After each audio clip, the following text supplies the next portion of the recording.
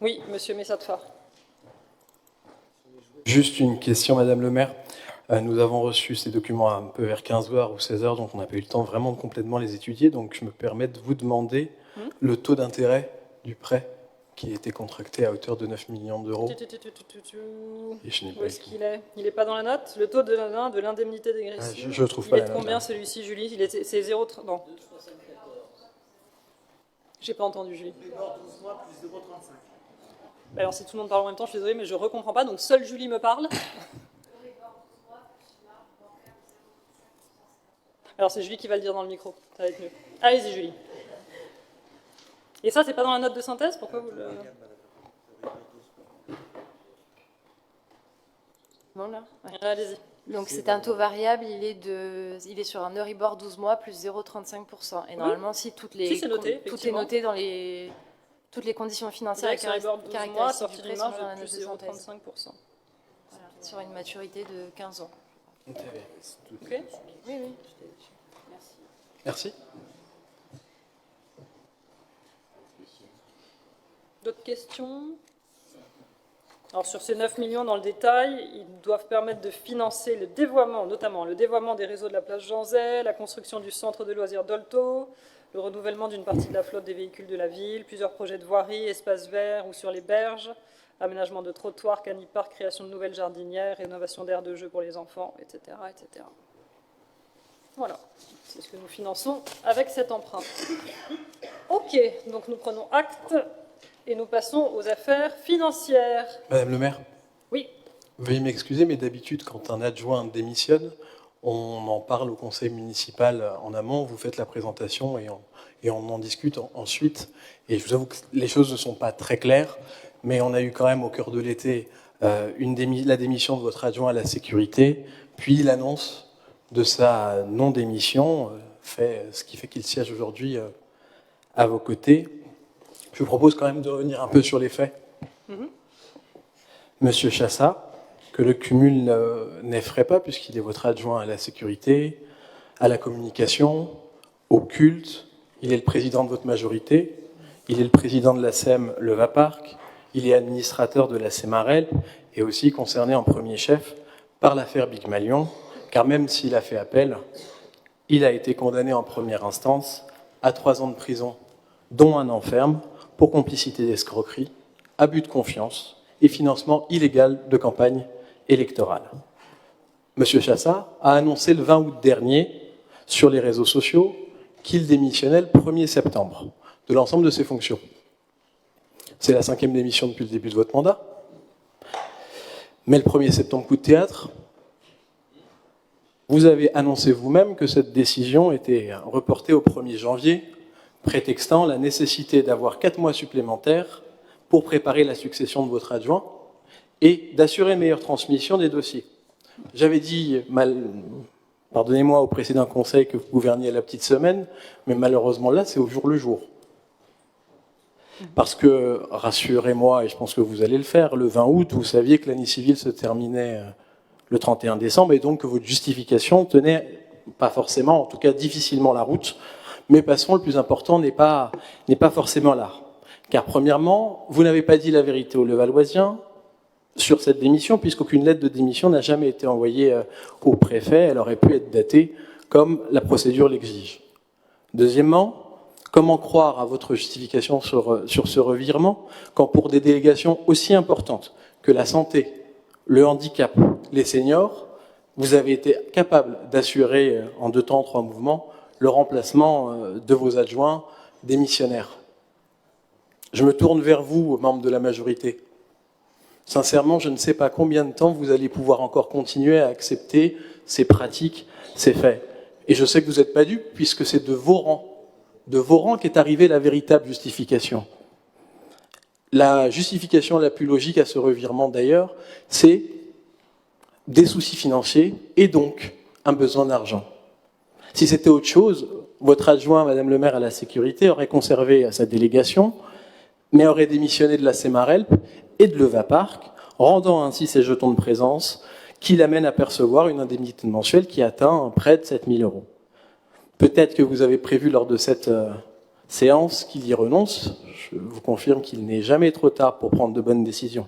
Mais je conclurai sur ce sujet par 2 questions, Madame le maire. Pour que vous puissiez bénéficier du doute, pouvez-vous nous indiquer qui se prépare à être le successeur de votre adjoint à la sécurité?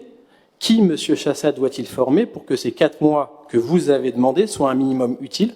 À mon sens, c'est une question importante pour les Levalloisiens. Et ma 2e question est la suivante.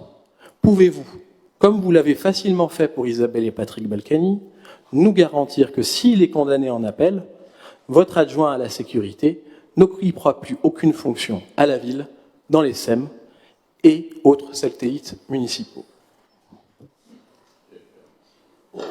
Merci, Monsieur Messatfa. D'autres interventions sur le même thème? Je vais vous répondre, ne vous inquiétez pas. Alors, c'est toujours un peu schizophrénique avec vous, Monsieur Messatfa, parce que quand j'ai lu ce que vous avez écrit à la suite de l'annonce de la démission de Monsieur Chassa, c'était à la fois tant mieux parce qu'il est super nul, donc heureusement qu'il s'en va. En même temps, oh là là, c'est trop précipité, c'est pas bien de le faire comme ça. Enfin, voilà, c'était un peu tout et son contraire. En gros, vous êtes heureux qu'il s'en aille, mais pas vraiment, parce que pour la majorité, c'est une 5e démission. Oh là là, ça déstabilise tout le monde. Et puis, son mandat, son bilan est pas bon à l'APM, mais quand même, c'est pas bien de changer parce que ça déstabilise l'équipe, etc. Bon, c'est toujours... Je sais l'amour que vous avez pour Monsieur Chassa et je sais toute l'amitié sincère et tout le bien que vous lui souhaitez. Donc, je sais que vous allez perdre un ami. Au 1er janvier, vous serez très triste. Qu'est-ce que vous aurez à dire, Monsieur Messatfa? Très triste, parce qu'effectivement, je me demande qui vous allez pouvoir attaquer comme vous le faites aujourd'hui. Mais bon, tout va bien. Alors, dans ce que vous avez dit, il y a évidemment des choses justes et il y a aussi beaucoup de choses qui sont erronées. Il n'y a pas eu... la démission de M. Chassa n'est pas ni annulée, ni... Non, elle est reportée. Non, c'est pas ce que vous avez dit et ce sera noté au compte-rendu. Vous avez dit que j'ai annoncé l'annulation de cette démission, ce n'a jamais été le cas. Non, non, vous n'avez pas dit ça, M. Messatfa, mais le compte-rendu pour ça est très pratique. Donc, je n'ai jamais annoncé que la démission de M. Chassa n'aurait finalement plus lieu. On a reporté de quelques mois. Quand vous me dites que le 20 août, je crois, je savais que l'année civile se terminait le 31 décembre, effectivement, je vous remercie. J'ai l'intelligence de savoir que chaque année, une année se termine le 31 décembre. C'est des choses immuables qui ne changent pas. Mais ne vous en déplaise, il y avait un élément que je n'avais pas au 20 août. Il y avait un élément dont je ne disposais pas le 20 août, dont j'ai eu connaissance a posteriori, que je ne souhaite pas révéler ici. Je vous le dis. C'est ce que j'ai dit à mon équipe, c'est ce que j'ai dit à ma majorité. Je leur ai demandé de me faire confiance, que cette décision de report était effectivement quelque chose que je prenais en conscience pour le bien de la ville.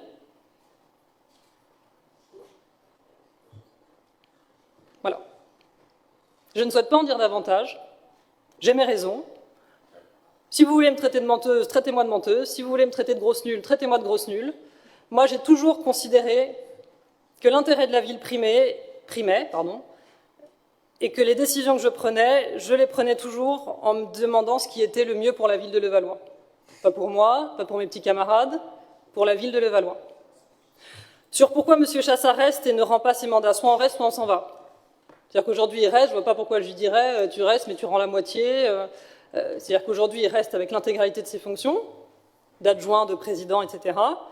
Au 1er janvier, tout ça se terminera. Donc c'est pas un peu, voilà, c'est soit tout, soit rien. Je ne vais pas demander à mon adjoint de rester pour faire la moitié de son travail. Il reste, il fait l'intégralité de son travail. Quant à l'argent, M. Messatfa, vous estimez que la seule raison valable pour que M. Chassa reste dans cette assemblée, c'est qu'il aurait des problèmes d'argent que j'essaierai de combler en le maintenant dans ses fonctions. Je vous rappelle, M. Messatfa, peut-être que vous l'avez oublié, mais que dès le début de mon mandat, il y a deux indemnités que j'ai baissées drastiquement, la mienne, en tant que présidente de SEM, et celle de M. Chassa. Je n'ai touché à aucune autre indemnité pour ne pas pénaliser mes adjoints de cette décision que je prenais, mais en accord avec M. Chassa, président de Levapark, j'ai baissé mon indemnité et j'ai baissé la sienne en tant que président de Levapark. Donc si on était là juste que pour l'argent et pour se gaver, on n'aurait peut-être pas pris ce genre de décision. Pareil, depuis que je suis conseillère départementale, je ne gagne pas un centime de plus par rapport à ce que je touchais auparavant, parce que je suis touchée par l'écrêtement. Donc ce mandat, je ne suis pas allée le chercher pour l'argent, je suis allée le chercher parce que je considérais que c'était servir mieux les Levalloisiens que d'aller siéger dans cette assemblée. Donc aujourd'hui, j'ai davantage de travail et j'en suis tellement heureuse et tellement fière d'être vice-présidente du conseil départemental chargée des questions de sécurité, parce que j'estime que ça sert les Levalloisiens. Et tant pis si c'est plus de boulot et que ça ne me rapporte pas un rond supplémentaire. Donc je ne suis pas sûre, monsieur Messatfa, que de me faire passer ou de faire passer monsieur Chassa pour des gros vénals qui essayent de s'en mettre le maximum et de manger sur la bête autant qu'ils peuvent, ça colle à la réalité. Vraiment. C'est un peu ce que vous dites. Et en tout cas, je suis ravie d'apprendre que, selon vous, les problèmes financiers de monsieur Chassa prendront fin au 1er janvier. Encore faudrait-il qu'il en ait. Parce que si on suit votre logique, je le maintiens 4 mois parce qu'il a des problèmes financiers. Au mois de janvier, il n'en aura plus, donc il pourra démissionner. Enfin, ça n'a ni queue ni tête, en fait. C'est une explication qui n'a ni queue ni tête. Quant au successeur, il est bien évidemment hors de question que je vous dise aujourd'hui qui sera le successeur de M. Chassa. L'intéressé est informé. L'intéressé est informé. Il sait qui prendra cette suite de cette délégation importante de la sécurité. Il est associé au travail que nous faisons. Voilà. Donc, mais permettez-moi, encore une fois, de garder ce genre de déclaration pour plus tard, voilà, quand les choses seront faites au 1er janvier. Et donc, je peux attester que M. Chassa ne sera plus élu au 1er janvier, comme il s'y est engagé. Quant à la lettre, effectivement, je l'ai en ma possession. J'ai bien une lettre signée de M. Chassa qui indique qu'il est démissionnaire, et elle sera envoyée à M. le préfet dans un second temps. Voilà. C'est bon, M. Messatfa, j'ai entendu. Vous avez eu la parole, j'ai eu la mienne, j'ai eu ma réponse. Je ne souhaite pas répondre autre chose que ce que je viens de vous répondre. Attendez, on va être très clair. Pour l'instant, ou alors vous avez des infos que je n'ai pas, nous n'avons aucune date sur le procès de M. Chassa, qui n'est d'ailleurs pas le procès de M. Chassa, mais celui de M. Sarkozy, au passage.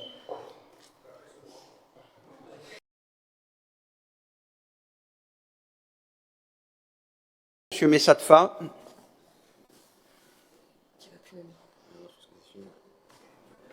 Est-ce qu'on peut donner la parole à Monsieur Messatfa? Merci beaucoup, Monsieur le maire. On a discuté longuement lors du précédent conseil et on a pu partager nos désaccords avec notre conception de davantage de proximité et d'efficacité sur la sécurité publique. Donc on ne reviendra pas dessus et j'espère que ce sera avec Monsieur Gaborio quand il aura peut-être pris... qui sera peut-être le futur adjoint à la sécurité, vu que ça me paraît tout à fait logique, hein, il est conseiller municipal. Vous êtes un peu lourd, là, monsieur, délégué. Cette femme. Non, mais la répétition, à la longue, ça finit par fatiguer tout le monde. Oui, mais alors, il est important, à mon avis, la répétition... Dites ce que vous avez à dire sur ces interroger les locaux, en évitant de répéter ce que vous avez déjà dit longuement l'autre fois. Non, mais là, je vais le mettre assez court. Je vais mettre dans votre logique d'un besoin d'agrandissement, même si je ne comprends pas... Pourquoi vous choisissez cet endroit excentré, sans place de stationnement non, vous ne comprenez pas. Les véhicules de police, engorgé par un marché une fois par semaine et dans une zone qui n'est pas la moins sûre, mais passons à l'aspect financier. Je vais aller dans la lignée... Ça n'a aucune importance quant à l'efficacité de la police municipale. Permettez-moi d'aller au bout de mon propos, je vais aller dans la lignée de ce qu'a dit Frédéric Collet. Puisque...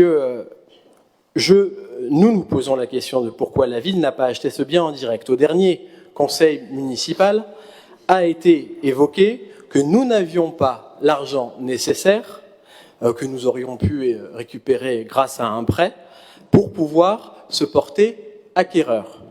Et donc dans ce cas-là, même si on n'avait pas cet argent en tant que ville, on a cette capacité de préempter de façon naturelle, sous un motif d'utilité publique, et donc de lancer une déclaration d'utilité publique. Madame le maire a préféré acheter ce local via la Semarelp qu'elle préside, et j'imagine d'ailleurs que pour acquérir ce bien en tant que présidente de la SEM, il a peut-être été demandé un avis des domaines, et il serait peut-être intéressant de savoir si en 2021, il y en a eu un. Et si oui, quel en était le montant ? Parce que par courrier du 1er juillet, le directeur général de la Semarelp nous a indiqué que le bien avait été acheté donc le 15 février 2022 et que le montant total de l'opération s'élevait, vous l'avez rappelé, à 9 143 156 €, incluant les frais, les taxes, commission sur acquisition, géomètre, frais de portage financier et TVA sur marge, comme vous l'avez dit. Mais dans la délibération d'aujourd'hui, vous nous indiquez qu'un accord a été trouvé avec la Semarelp, c'est-à-dire un accord avec... vous-même, quand je parle de la majorité, à hauteur de 9 200 000 hors taxes et hors droits. Ça veut donc dire que c'est bien au-delà du coût de revient que la Semarelp, comme vous semblez le stipuler dans la délibération. Sachant en plus que vous avez obtenu un avis des domaines le 19 août à 8 180 000, qui prend en compte les frais de portage des dernières acquisitions faites, j'imagine. Est-ce que vous pouvez nous donner le montant d'achat hors frais hors taxes de la Semarelp? Je crois qu'il a été dit là. Parce que là, d'après nos calculs, on en revient à ce que disait Frédéric Collet. On est à entre 700 000 et 1 million d'euros pour un portage de 7 mois, d'autant plus, sauf si je me trompe, que la Semarelp, c'est un aménageur, c'est pas un marchand de biens ou une agence immobilière. Et le fait que vous n'ayez pas préempté a peut-être fait perdre plusieurs millions d'euros pour un commissariat dont la pertinence de l'emplacement n'est pas forcément convaincante. Bien, merci de toutes ces questions, Monsieur Messatfa. C'est une dernière question, pardon. Ah ben, allez-y, surtout n'hésitez pas.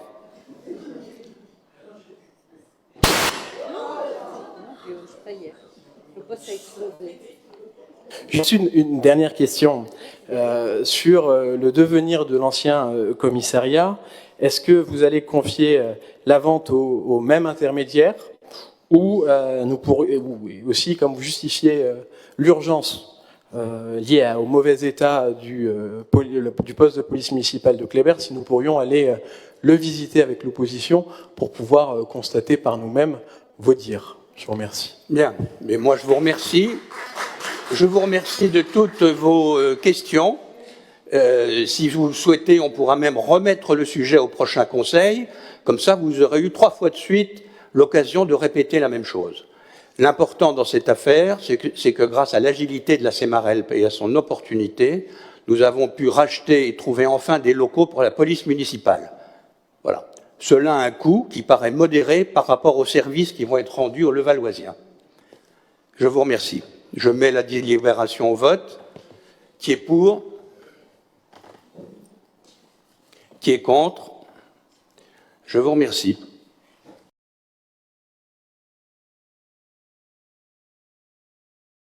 Madame le maire, j'ai juste une question, parce que quand on lit la délibération, on voit que Citalia, donc c'est une SPL interdépartementale, mais qu'elle a pour objet de réaliser toute action ou opération d'aménagement et de procéder à toute opération de construction.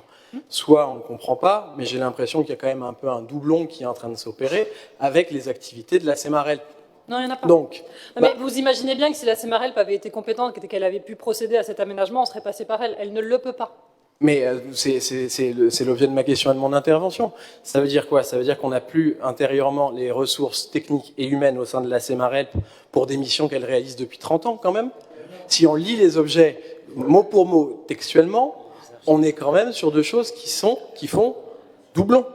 La Semarelp, je ne sais pas comment vous le dire différemment, n'est pas compétente, ne peut pas, interdit, voilà, faire de l'aménagement de locaux. Ce n'est pas son métier, ce n'est pas son travail. Oui, ils font de l'aménagement urbain, enfin voilà, Ben aujourd'hui, moi, je vois la Semarelp plutôt comme entre guillemets un marchand de biens et qui paye 250 000 € pour des frais d'agence sur un local qui était donc le local du poste de police, qui était quand même sous le nez de tout le monde. Donc ça fait un peu cher quand même pour quelque chose qui était une évidence. 250 000 € pour le local que tout le monde voyait avec un club médecin fermé depuis des années et la vente qui était prévue, ça fait quand même beaucoup. Voilà. Si vous nous dites qu'il n'y a pas de finalité particulière, alors vous êtes peut-être qui justifierait cette... Monsieur Messatfa, mais sachez qu'initialement le local n'était absolument pas en vente, il était à louer. Initialement, le propriétaire ne souhaitait pas vendre, il souhaitait louer. Et c'est justement parce qu'on a envoyé Michel et la Semarelp négocier qu'on a pu obtenir du propriétaire qu'il vende. Alors déjà, bon. Voilà, non mais c'est tout. Donc quand vous dites que tout le monde savait que ce local était à acheter, c'est encore une fois un mensonge, monsieur Messatfa. C'est faux. Ce local n'était pas à vendre. Il était à louer. Non mais vous pouvez faire comme ça et lever les yeux au ciel, encore une fois. C'est une contre-vérité que vous donnez en conseil municipal, monsieur Messatfa. Demande de prendre le micro, Michel. Oui. Monsieur Messatfa, je reviens 2 minutes sur le local, sur la délibération du local de l'avenue de l'Europe. Vous avez l'air d'ironiser sur les frais d'agence. Vous savez que vous n'êtes peut-être pas au courant de ça, mais il y a des agences qui ont des exclusivités avec des propriétaires et on ne peut pas échapper. Donc ces frais d'agence, qui que ce soit se serait présenté, aurait eu c'est des frais d'agence. Donc ça, on n'a pas de souci avec ça. Quant à l'aménagement du poste intérieur de police, quoi qu'il arrive, si on me l'avait donné, il y a certaines compétences qu'on n'a pas à la SEM. L'installation des caméras, l'installation de la visiosurveillance, de la vidéosurveillance, nous n'avons pas. Commander des bureaux, installer des bureaux, faire des plans pour installer des bureaux de la police municipale, on n'a pas ces compétences. On a peut-être des compétences beaucoup plus importantes pour construire des immeubles, monsieur Bessafta, mais pas pour. On n'est pas décorateur d'intérieur. Je ne suis pas Stark. Pardon ? J'en sais rien. J'en sais rien, j'étais pas là. J'étais pas là. Et je vois que vous voulez visiter le commissariat de Kléber parce que vous avez crainte qu'on nous le donne à la vente. Si vous avez l'intention de l'acheter, mettez-vous sur la liste. Là, il y a beaucoup de clients qui veulent l'acheter. Ah, voilà, tant pis. Dommage. Allez, Madame Courade. Juste une question sur Citalia. On n'aurait pas pu faire appel à cette SPL sans être au conseil d'administration? Non, les SPL ne travaillent que pour leurs actionnaires. Donc on est obligé de rentrer au conseil. Bon, la somme est modique, hein, si vous regardez pour combien on prend, mais ces SPL ne peuvent travailler que pour leurs actionnaires. Donc nous sommes obligés de rentrer au conseil d'administration.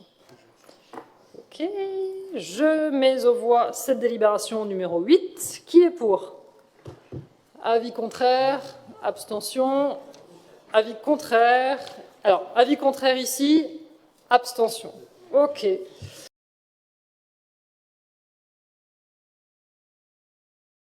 Monsieur Messatfa et ensuite Madame Collet ont demandé la parole.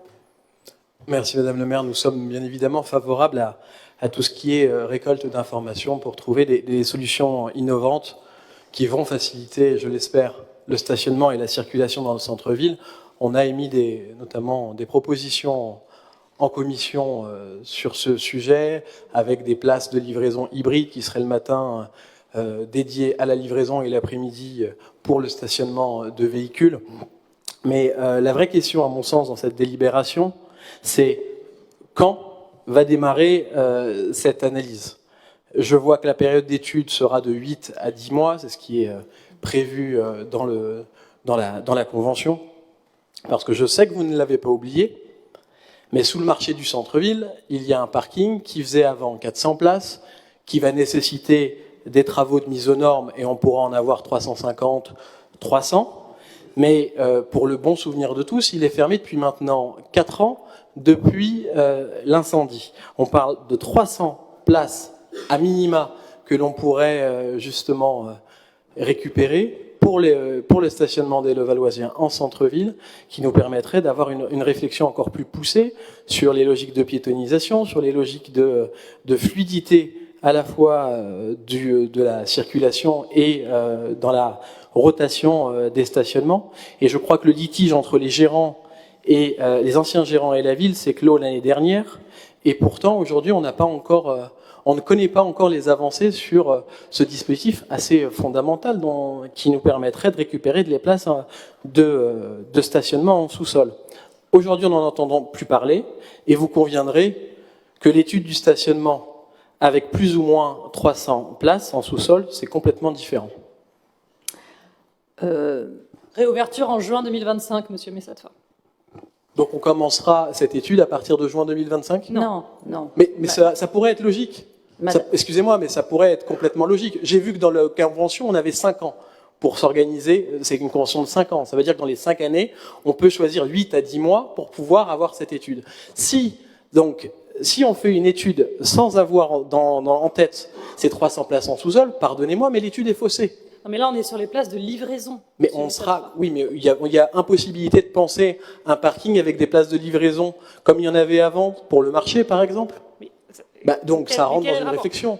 Je sais, monsieur Chassa, qu'à chaque fois que je parle, ça vous écœure, ça vous émeut, mais je pense qu'il faudrait avoir un petit peu de réflexion sur ce sujet-là, qu'avant, on avait des marchands qui arrivaient avec leurs camions et qui allaient dans le parking en sous-sol.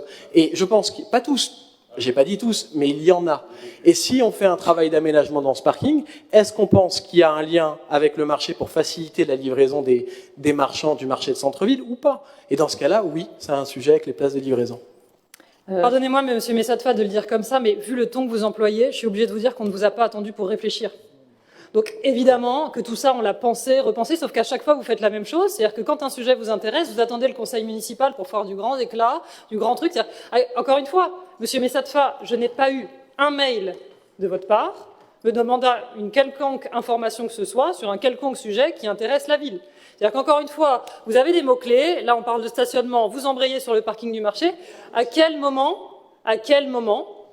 vous êtes venu vers moi, ou vers mon cabinet, ou vers les élus concernés, pour nous demander, calmement, sans polémiquer, la vérité c'est que ça ne vous intéresse pas.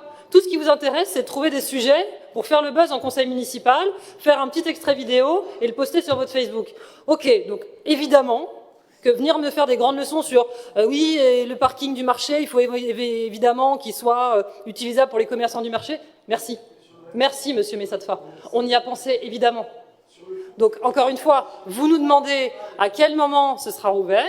Donc, je vous réponds, juin 2025, parce qu'il y a effectivement pas mal de travaux à faire, notamment la création d'un monte charge pour que les commerçants du marché puissent faire...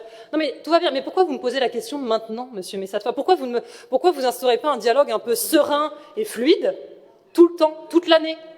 C'est-à-dire que vous êtes obligé de venir en conseil municipal, nous faire passer pour des débiles, parce que vous aimez bien ça, en nous expliquant qu'on prend tout à l'envers et qu'il faut tout un petit peu réfléchir, parce que ma petite gestion à la petite semaine, ça commence à bien faire, mais c'est totalement désorganisé, etc. C'est pas le cas. C'est pas la manière dont on travaille à la ville de Levallois. Ni moi, ni mes services. Donc oui, on réfléchit, on projette, on budgète, c'est long, c'est dans le temps. Donc encore une fois, si vous ne voyez pas l'intérêt de voter cette subvention pour qu'on puisse faire une étude... Mais encore une fois, vous avez une grosse bêtise. Le matin, c'est pour les livraisons, l'après-midi, c'est pour le stationnement. Il y a des commerces à Levallois, pardonnez-moi, mais qui livrent l'après-midi. Donc je leur dis quoi? Débrouillez-vous pour livrer le matin, l'après-midi, c'est pour les particuliers? C'est absurde. Donc là, encore une fois, vous avez bien fait de parler d'un sujet que vous ne maîtrisez pas.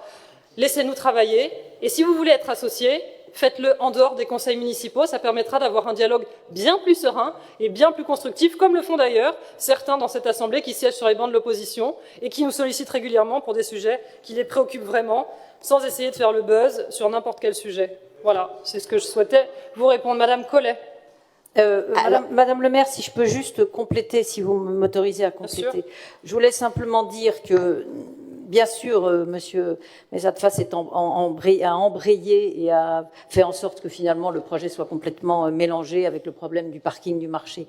Je rappelle que le système des livraisons, ce sur lequel nous allons travailler à partir de janvier 2023, le problème des livraisons, c'est les livraisons sur une zone. Ça ne concerne pas que le parking, que le marché. Bien évidemment que le problème des livraisons, il est sur toute la ville. Et je rappelle que tout ce que nous allons évaluer se portera sur des livraisons en surface et pas des livraisons en parking.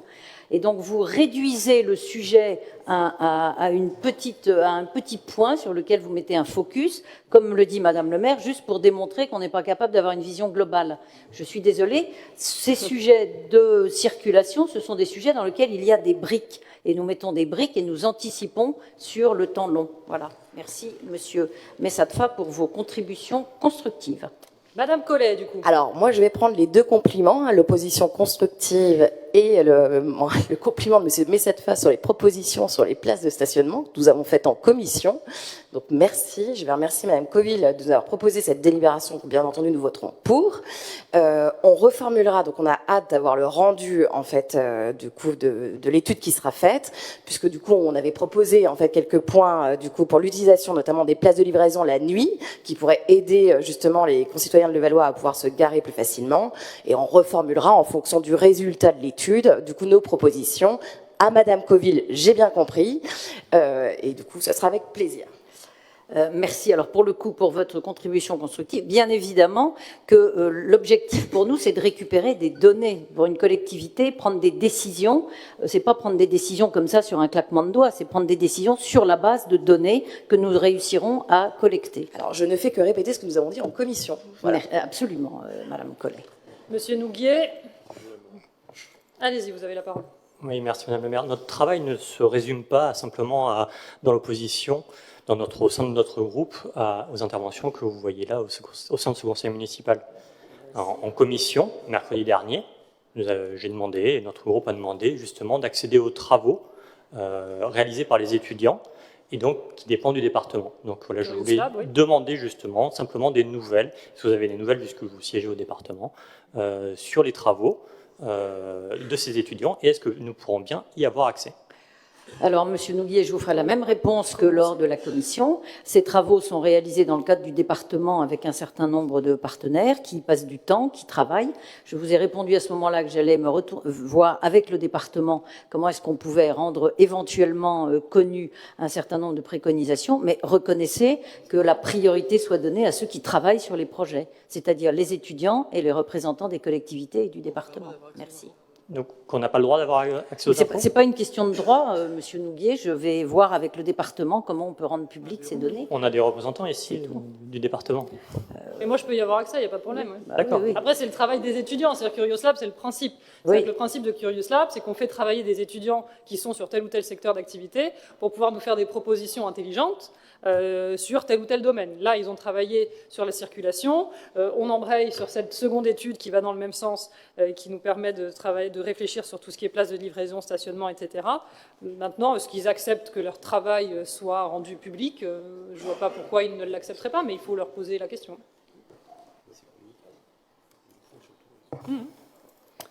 Alors, allez, je vais mettre aux voix. Donc là, on est sur une demande de subvention auprès du département pour réaliser cette étude en lien avec Coco Parks. Je mets aux voix qui est pour, avis contraire, abstention, il n'y en a pas.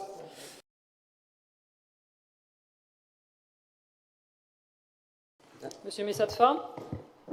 Pour vous dire que vous nous trouverez à nos côtés dans cette délibération qui est fondamentale pour répondre à la promesse républicaine de l'éducation, à savoir qu'on a la possibilité offerte à tout le monde de bénéficier de l'éducation nationale, mais aussi le respect et le devoir d'y participer. Et je tenais aussi à saluer, une fois n'est pas coutume, ce que vous avez fait au lycée pour féliciter le mérite des personnes qui ont obtenu leur bac avec mention bien et très bien. Une seule question, c'est j'ai cru comprendre qu'il y avait uniquement les bacs généraux qui avaient bénéficié de cette cérémonie. Est-ce que vous avez l'intention d'en faire une pour les bacs pro et les bacs technologiques? On a un lycée Léonard de Vinci qui est un lycée polyvalent dont on peut être fier, et je pense qu'on a autant de mérite à avoir une mention bien ou très bien en bac général qu'en bac technologique et qu'en bac pro. Et si cette cérémonie peut être organisée, je pense que c'est bien de valoriser aussi le mérite de ces jeunes levalloisiens qui ont travaillé durant leurs études et de ne pas faire de distinction. Merci. Tout à fait. Merci, Monsieur Messatfa. Alors, je vais donc mettre aux voix cette convention. Qui est pour? Avis contraire, abstention. Elle est adoptée à l'unanimité. Je vous remercie. Monsieur Messatfa. Trop vite.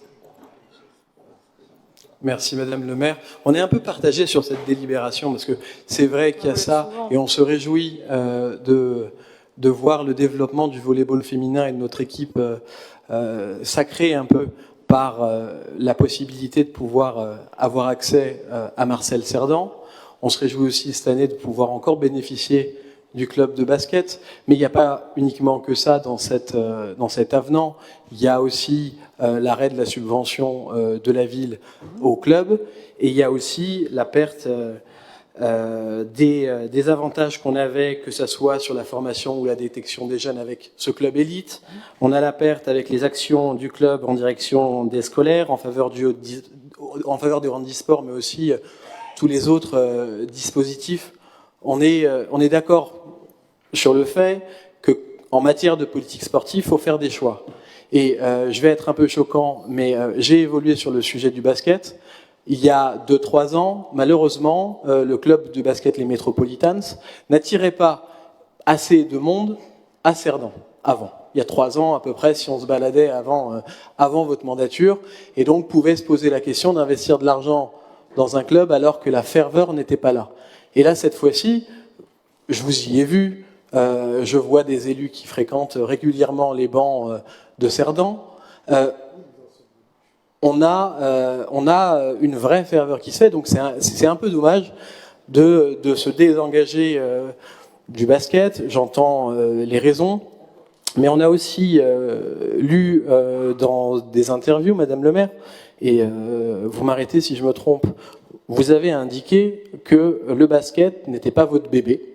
C'est les termes qui sont retranscrits dans l'article. Et c'est des propos... J'ai dû dire que c'était le bébé de Patrick Balkany, c'est oui, c'est vrai? Oui, non, mais c'est des propos qui, à mon sens, sont étonnants, puisque j'imagine que vous n'allez pas diriger la politique sportive de votre ville en fonction uniquement de votre desiderata. Il faut prendre aussi l'historique de la ville, il ne faut pas peut-être déconstruire ce qu'il en est, il faut entendre les aspirations des personnes, peut-être avec un peu d'humour au prochain conseil, vous nous présenterez une liste définie par le politburo de votre majorité sur les sports qui sont considérés comme bons et les autres qui sont considérés mauvais. Mais le rugby, par exemple, pour notre cher monsieur Launay. Mais voilà, cette délibération, on va s'abstenir parce que on est satisfait de voir l'équipe de volley bénéficier d'une salle plus grande. Mais je vous avoue un peu la tristesse de voir le basket élite partir de notre ville. Nous savons que nous avons encore la N2, on lui souhaite bien du courage pour continuer à se développer. Et permettez-moi juste une dernière question avant de peut-être l'information m'a échappé, mais je voulais savoir à combien le Valois a vendu les 5 derniers pourcents de la SCIC à Boulogne, ou si ça n'a pas été encore fait. J'avais lu dans le Parisien que ça devait être entre mai, juin ou juillet.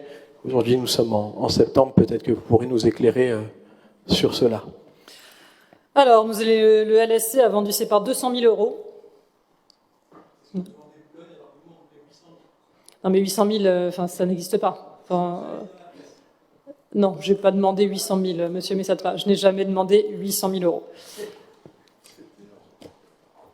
Ah, non, mais ne serait-ce que parce que je ne sais pas combien ça coûte. Ah, vous savez combien ça coûte, vous, départ dans une équipe de basket? Bon, ben voilà. Donc, j'ai pas pu demander un montant sans en connaître le montant. Mais de toute façon, encore une fois, monsieur Messatfa, moi, je peux vous donner 10 articles de presse qui font des citations que je n'ai pas données. Donc, encore une fois, le dernier en date d'Anne-Sophie Damcourt sur la démission de monsieur Chassa était sur ce modèle-là, un festival de choses déformées volontairement. Alors, sur l'historique, monsieur Messatfa, encore une fois, dans cette histoire, vous me faites porter le mauvais rôle, même si je suis content de savoir que depuis que je suis élu, il y a une espèce de ferveur autour du basket extraordinaire. Alors on peut s'interroger sur pourquoi avant il n'y avait pas cette ferveur et pourquoi les gens avant n'osaient pas aller au basket, alors que depuis que je suis là, formidable, tout le monde y va. Bon, je vous laisserai répondre à cette question. La vérité, c'est quoi? C'est qu'encore une fois, je ne choisis pas en fonction de ce que j'aime ou ce que je n'aime pas. Les derniers trucs qui ont été créés au LSC, c'est du MMA. Vous m'avez déjà vu faire du MMA, monsieur Messatfa? Pas vraiment, non. Pas vraiment. Ouais. Donc c'est pas comme ça qu'on dirige le club, c'est pas comme, d'ailleurs je ne dirige pas ce club parce que ce n'est pas à moi de le diriger, mais à leur direction, mais ce n'est pas comme ça qu'on prend les décisions, sachez-le. Maintenant, encore une fois, vous me faites porter le mauvais rôle sans connaître l'historique visiblement, ou en feignant de l'oublier, c'est toujours la même chose. C'est-à-dire que dans cette histoire, oui c'est très bien, vous me l'enverrez, je suis sûr qu'encore une fois ils ont dit plein de belles choses sur moi, et ils m'ont fait dire plein de belles choses. Mais en fait, non mais c'est bon. C'est écrit dans le Parisien. C'est votre interview complète, madame le maire. Non, le Valois en veut 800 000 euros. Je ne sais pas qui c'est. C'est vous, madame. Non, le Valois, c'est pas moi. Le Valois en veut 800 000 et Boulogne répond que ça en vaut 200. Je le mettrai sur les réseaux sociaux, madame le maire. Si vous souhaitez. Oui, mais si vous voulez, mettez sur les réseaux sociaux, c'est très intéressant. Donc je peux vous répondre, monsieur Messatfa, ou vous êtes toujours dans le show, là? Comment? Ok. Allez.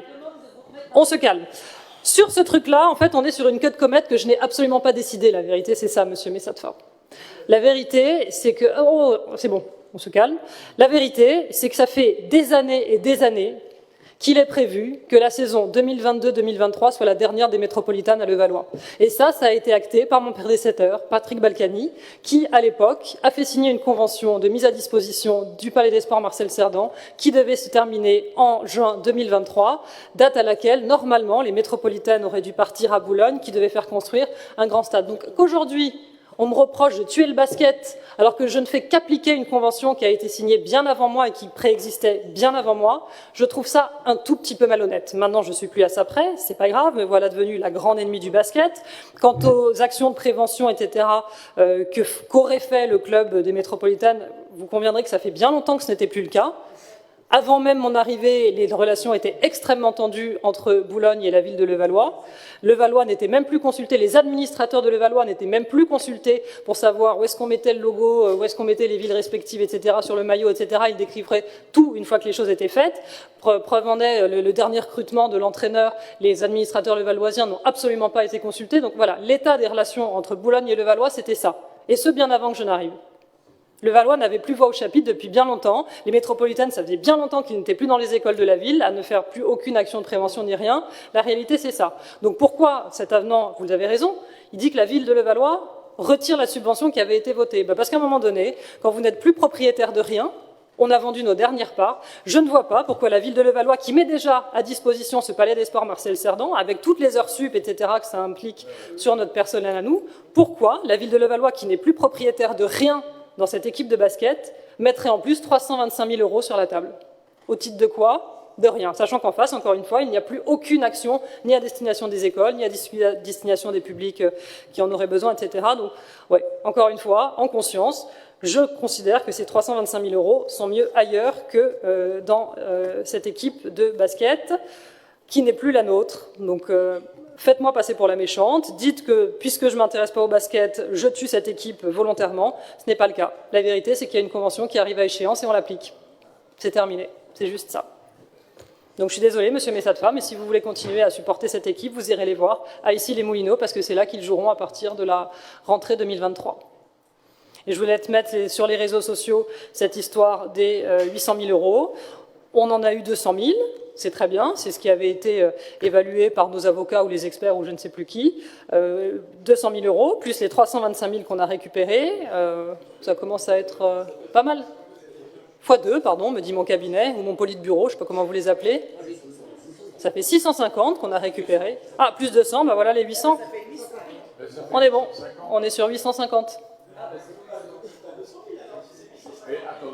Vous demandez combien on a vendu les parts. Nous les avons vendues 200 000. Je ne vais pas vous dire 800 000, 800 000. On a vendu les parts 800 000 €. 200 000 €. Voilà. Allez, mettez ce que vous voulez sur les réseaux sociaux. Relayez les articles du Parisien qui disent toujours la vérité. C'est parfait. Allez, je mets aux voix cette convention, cet avenant, pardon, à la convention. Qui est pour? Avis contraire? Abstention? Abstention. Très bien.